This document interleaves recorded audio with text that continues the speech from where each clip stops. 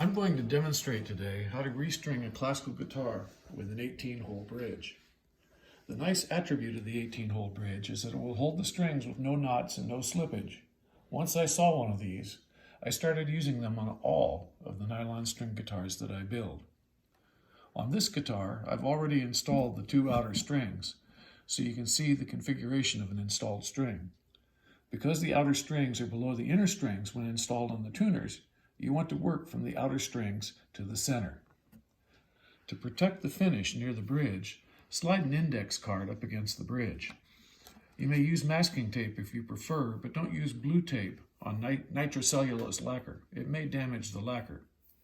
If you use tape, rub the adhesive on your skin to make it less sticky. You don't want to damage your finish.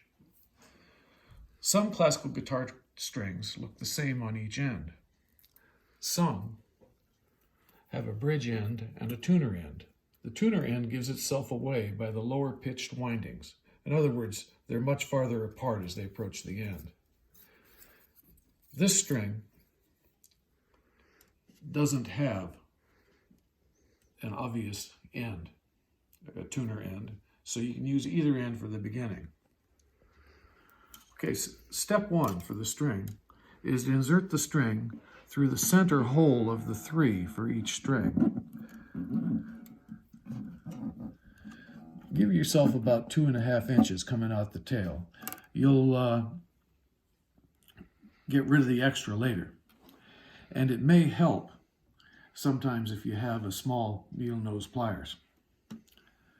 So you decide which way you want the slant to go for the tail and put your first back push in the other way.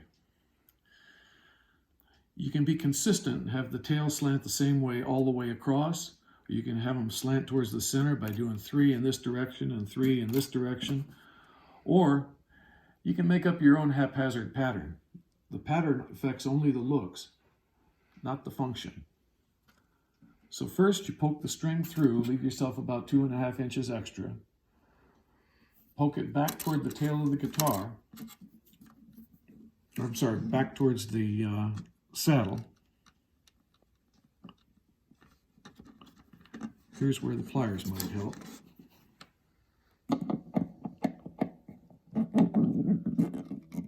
Pull it through, leave yourself a loop. Now through the last hole. Coming back out. The little tail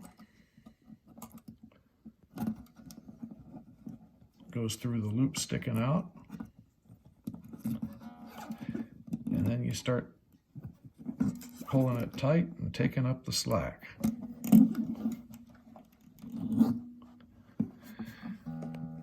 Now the string is caught by itself and it can't slip, and you haven't had to tie a knot.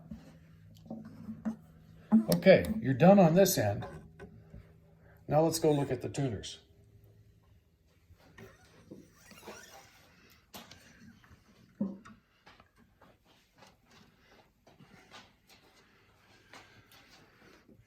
Okay, so you want to start out with the string hole in the tuner barrel being vertical.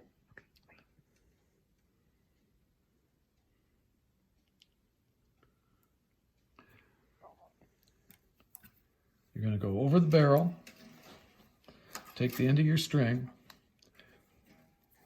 and come back up through the hole.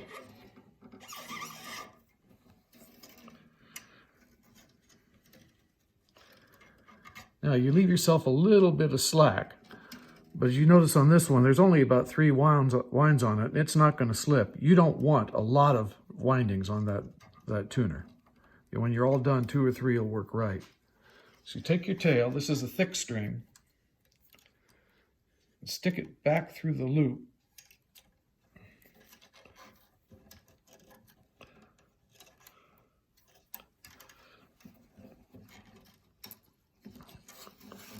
Making an overhand knot in the little loop. Okay, notice how it's tight. Holding on to the end so it doesn't slip while you wind it up. Go ahead and wind your string. This one I'm going to put the windings towards the center because it's on an inner string.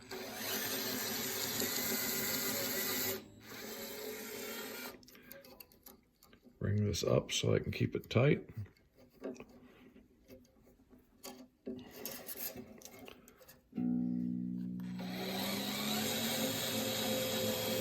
Notice now it's not slipping because it's got that knot in there.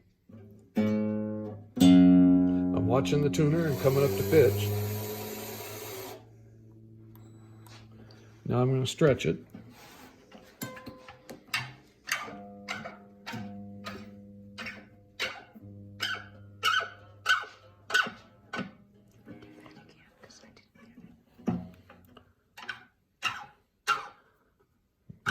Twisting my hand a little bit, take a little bit of the stretch out of the string.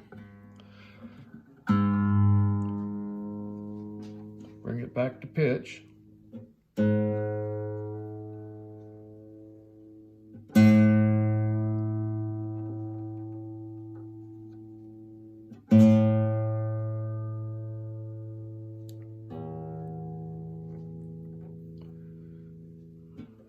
I usually leave the tails on the string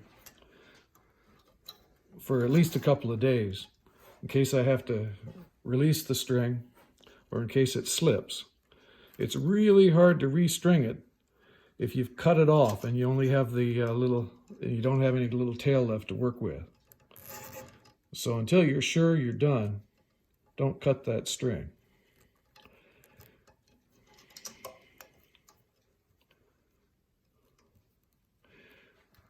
It's normal for nylon strings to take as much as a month after installation before they stop stretching so much that you have to retune often. So just because you have to retune every few pieces you play, you just haven't waited long enough. That's it. Do the same thing for the remaining strings and enjoy your guitar. I hope this helps you. I'm Bob of Handmade Guitars by Bob Grumman.